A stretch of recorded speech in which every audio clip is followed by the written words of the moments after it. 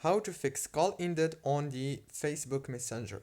First thing, open the settings on your phone and then go to the apps manager. When you open the apps manager, guys, in this page you will find all the apps that you have on your phone.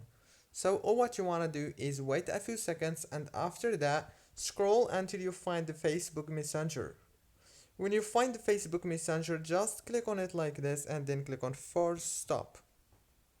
And after that, click on the storage right here, click on clear data and click on delete. This includes all files, settings, accounts, databases, etc. When you click on delete, now click here on the data usage option and make sure that all these four options here are enabled.